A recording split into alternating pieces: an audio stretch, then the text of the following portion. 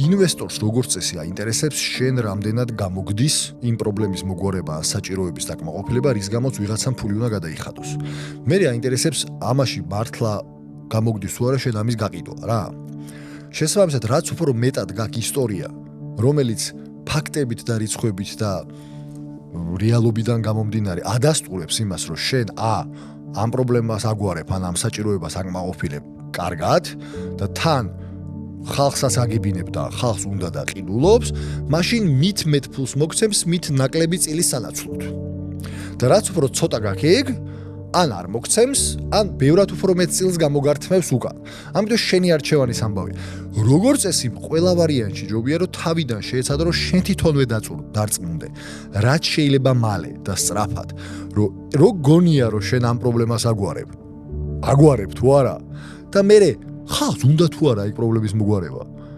ხან ისეთი პრობლემა მოგვარებია ხალხს, რომელიც ოკეი, მადლობა, მაგრამ არ მინდა.